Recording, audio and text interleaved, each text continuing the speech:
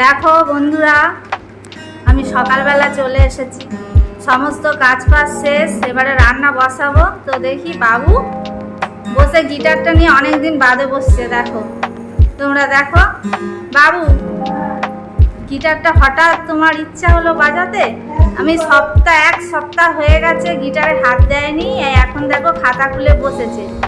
তা আমি বললাম যে তুই চাটা খেয়ে নে, চা আর বিস্কুট খুব প্রিয় জিনিস সকালবেলা।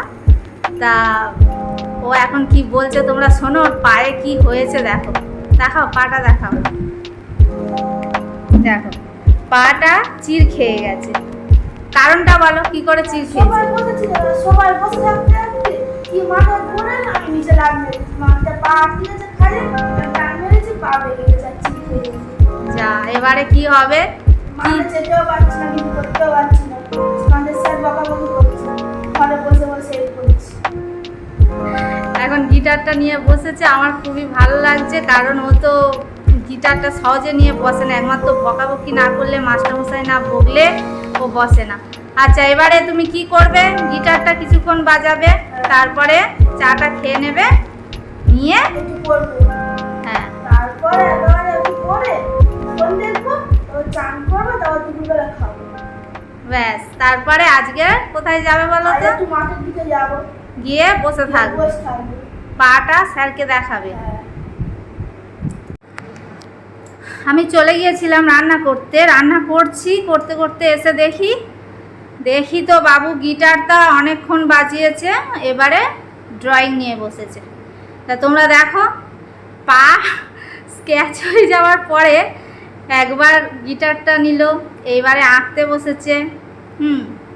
আঁকা ছেড়ে এবার কি হয়, তারপরে বই নিয়ে এসছে, বই পড়বে, মোটামুটি বিকাল পর্যন্ত কভার করে নেবে, তাই তো বাবু? হ্যাঁ, এখন আঁকছো? হ্যাঁ। কি আঁকছো?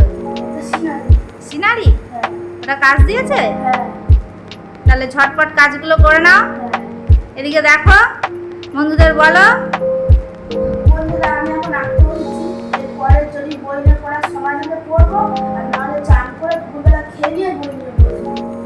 তারপরে তারপর বিকালে মাঠের দিকে যেতে হবে, মাঠে গিয়ে বসে থাকবো, বসে গিয়ে স্যারকে দেখাবো।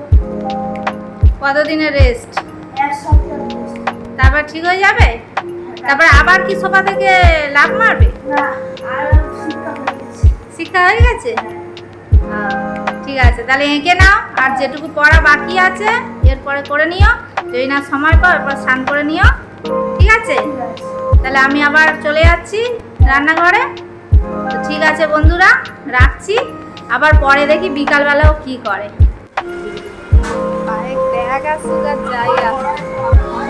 রেস্টুরেন্টে চাউমিন খাওয়া দরকার, পায়ে ব্যান্ডেজ করে এসেছি, পায়ে ব্যান্ডেজ করেছে কিন্তু